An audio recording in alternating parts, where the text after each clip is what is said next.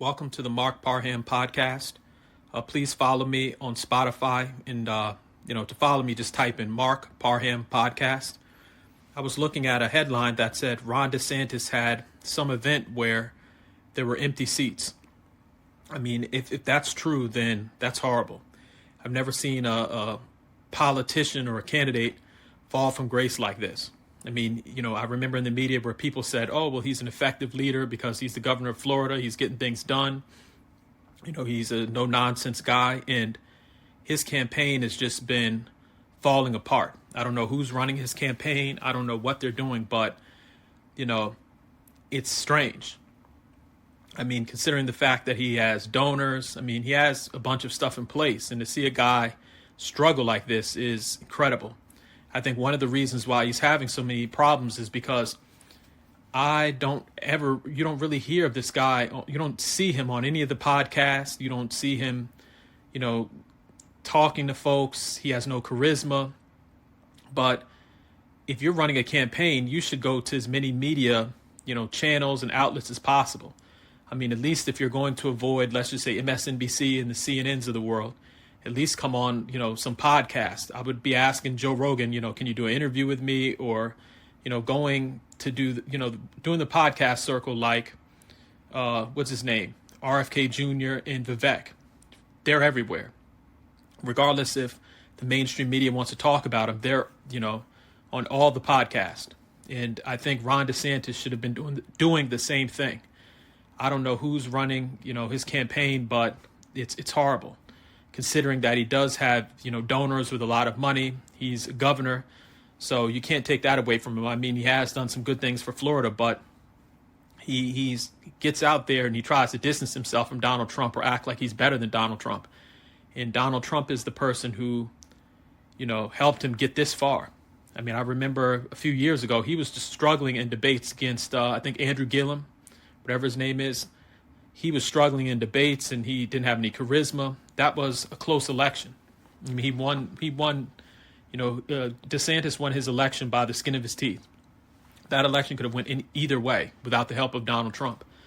But, he gets a little bit of, he gets some of the spotlight, and now he thinks, he's the greatest thing since sliced bread. And so his campaign it's all over the place. I don't think he's ever going to come back. I don't think he's going to recover. And it's to the point where, let's just say one of the other candidates becomes, the person in the lead to become president. I don't think they're going to pick him as a vice president.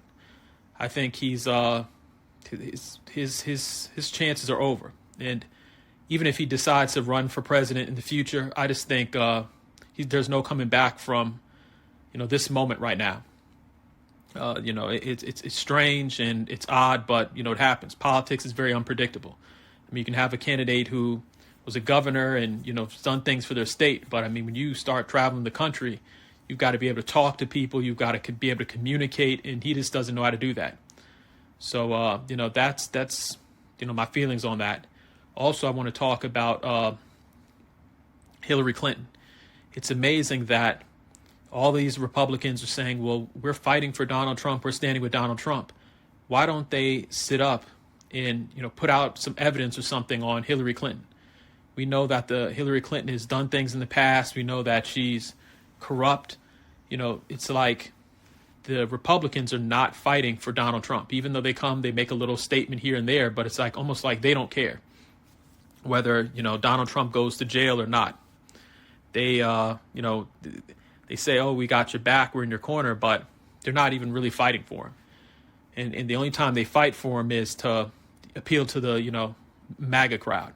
To get on TV and look like you're actually doing something when you're really doing nothing.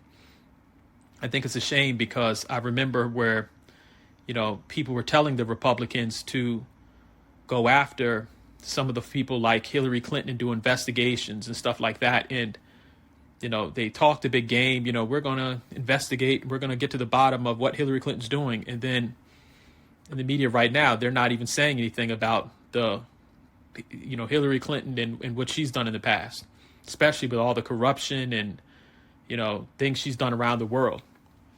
And so I just find it odd. It's almost like the Republicans and Democrats behind the scenes work together when it comes to certain things. It's like, well, we, to the American people, we want to act one way, but behind the scenes, we're buddy-buddy.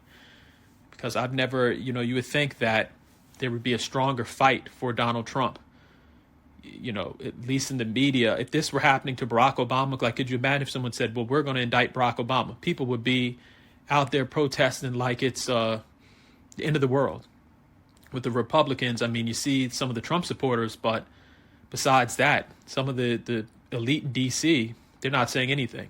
They're just, they'll make a statement here and there on MSNBC or one of these networks and then just keep it moving. And so it's really sad because when the big phrase, I remember the chant, lock her up, lock her up. One of the big mistakes that Donald Trump made is he did not follow through with that. I mean, or some of the Republicans should have at least done some more investigations or something. But, this is what happens. So this just shows you how vicious some of the Democrats are. I mean, people used to act like the Republicans were vicious. No, the Democrats, don't forget about something. You could have done something, 20 years ago. And in politics, the Democrats will try to come after you, few years later. So I think it was a huge mistake for the Republicans to be so soft on Hillary Clinton when they had the opportunity, they had the momentum, and you heard a lot of Republicans talk tough, but they did nothing. So you can't cry over spilled milk, but that's why Republicans right now are in the position they are as far as what's happening to Donald Trump. I mean, if people think Donald Trump is corrupt, look at some of these other elected officials. But you're hearing really nothing from the Republicans, which is sad. So anyway, I just wanted to talk about, those two issues. Please follow my podcast. Just go to Spotify, type in Mark Parham Podcast. And also, if you like politics and you follow the news, you have a voice. Create your own podcast. I mean, you can create a podcast online. You can create a video podcast, put it on YouTube or wherever you like to consume your content, and speak out. I mean, we need people to speak out and expose a lot of this corruption that's happening, because if we rely on the mainstream media, it's never going to happen.